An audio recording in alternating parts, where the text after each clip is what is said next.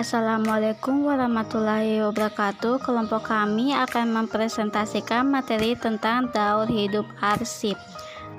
Yang pertama, penciptaan arsip akan dijelaskan oleh Rizkawati. Yang kedua, penggunaan atau pengolahan arsip akan dijelaskan oleh Maharani. Yang ketiga, pemeliharaan dan pengamanan arsip akan dijelaskan oleh Mutmainah Aziz. Yang keempat dan kelima yaitu penyusutan dan pemusnahan arsip akan dijelaskan oleh Elma Karina. Kali ini saya akan memaparkan materi tentang penciptaan arsip. Tahap penciptaan arsip. Kegiatan arsip pada dasarnya tidak hanya saat penyimpanan saja, akan tetapi sudah dimulai sejak arsip tersebut diciptakan, diproses, disimpan, sampai akhirnya arsip tersebut dimusnahkan. Termasuk dalam hal ini adalah pemeliharaan atau perawatan arsip. Yang pertama yaitu secara inter, berarti bahwa arsip itu dibuat sendiri dalam ruang lingkup suatu perusahaan yang meliputi surat, bentuk surat, formulir, naskah, dan sebagainya. Secara ekstern, berarti sebuah arsip diterima dari pihak lain, baik dari perorangan maupun dari perusahaan. Pembuatan surat eksternal tidak dapat dikontrol dan dikendalikan oleh perusahaan tertentu. Hal ini menyebabkan surat yang diterima suatu perusahaan akan berbeda satu dengan yang lainnya, terutama pada susunan ataupun standarisasi surat. Selanjutnya, penggunaan atau pengolahan arsip.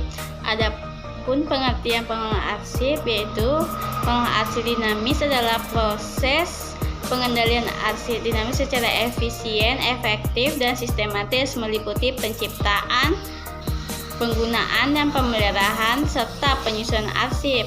Tujuan pengelola arsip ialah kemudahan pencarian data, mengantisipasi kehilangan dokumen atau file, mendukung keberhasilan organisasi, dan apabila diperlukan data lama dapat dicari atau digunakan kembali. Masalah yang dihadapi di pengolahan arsip terbagi 7, yaitu yang pertama, kurang mengertinya akan pentingnya sebuah arsip. Dengan kurang atau tidak dipahaminya pentingnya arsip mengakibatkan fungsinya arsip sebagai pusat catatan atau ingatan suatu organisasi tidak tercapai, dan pada akhirnya tugas-tugas dan kewajiban di bidang kearsipan dianggap tidak penting. Yang kedua, akibat dari kualifikasi persyaratan pegawai dan tidak tepat mengakibatkan adanya penempatan pegawai yang diserahi tugas dan tanggung jawab untuk mengelola arsip tidak berdasarkan pada persyaratan yang diperlukan. Bahkan banyak yang mempunyai anggapan pegawai pendidikan terendah sudah cukup. Yang ketiga yaitu bertambahnya volume arsip terus-menerus sementara ruang tempat penyimpanan arsip yang tidak bertambah mengakibatkan tidak tertampungnya arsip-arsip tersebut. Yang keempat, tidak mempunyai pedoman peraturan kerja kearsipan yang ditetapkan secara baku di suatu instansi atau organisasi, sehingga para petugas kearsipan melaksanakan pekerjaannya tidak seragam dan tidak adanya tujuan yang jelas. Yang kelima, penggunaan arsip oleh pengelola atau oleh pihak lainnya yang membutuhkan arsip dengan waktu lama dan bahkan sampai tidak dikembalikannya. Hal ini yang menghambat pihak lain juga membutuhkan arsip termaksud. Yang keenam, sangat sulit ditemukan kembali arsip yang cepat dan tepat bila dibutuhkan oleh unit atau pihak lainnya. Hal tersebut mungkin disebabkan karena memang belum mempunyai sistem atau pihak pengolahan yang kurang terampil. Yang ketujuh, keluar masuknya arsip untuk yang lepas dari pengawasan. Hal demikian menunjukkan unit dari pengawasan tidak dapat berfungsi sebagaimana mestinya.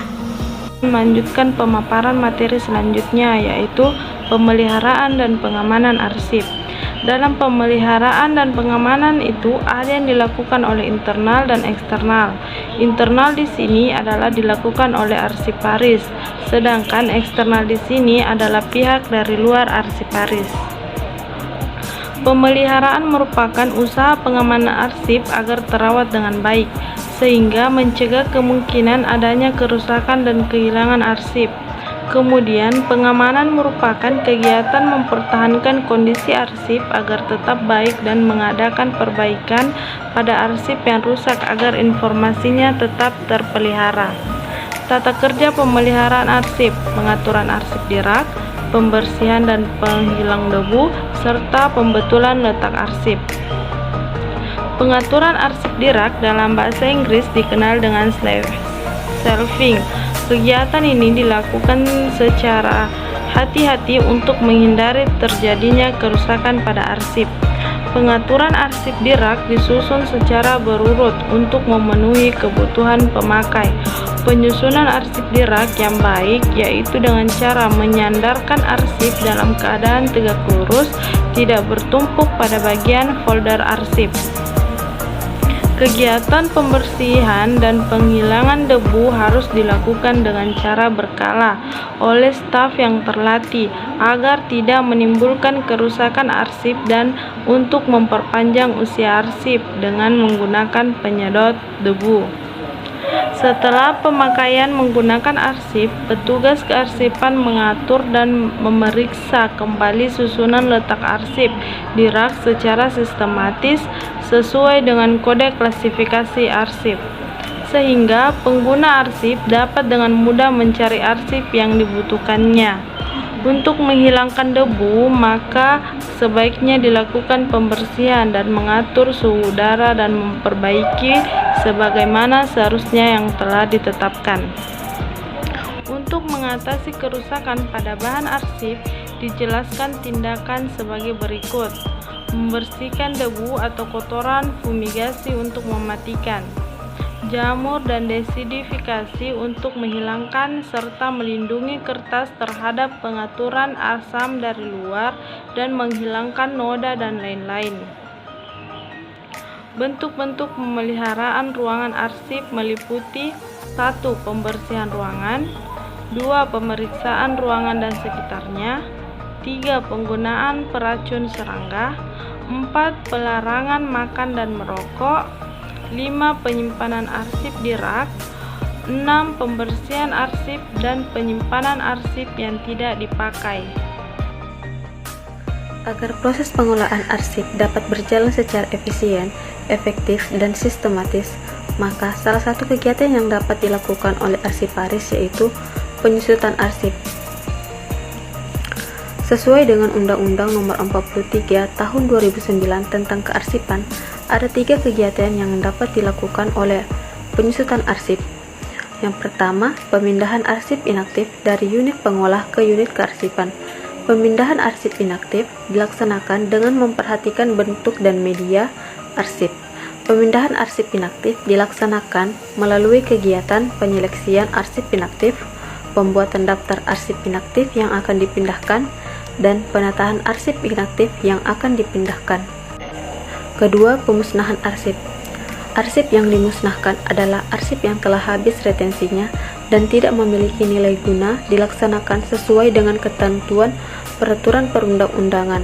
Adapun arsip yang dapat dimusnahkan adalah arsip yang tidak memiliki nilai guna, telah habis retensinya dan berketerangan dimusnahkan berdasarkan JRA. Tidak ada peraturan perundang-undangan yang melarang dan tidak berkaitan dengan penyelesaian proses atau perkara. Yang ketiga, penyerahan arsip statis oleh pencipta arsip kepada lembaga kearsipan. Penyerahan arsip statis oleh pencipta arsip kepada lembaga kearsipan dilakukan terhadap arsip yang memiliki nilai guna kesejarahan, telah habis retensinya, dan berketerangan dipermanenkan sesuai JRA pencipta arsip. Itu saja materi yang dapat disampaikan kelompok kami pembahasan materi tentang daur hidup arsip. Terima kasih. Wassalamualaikum warahmatullahi wabarakatuh.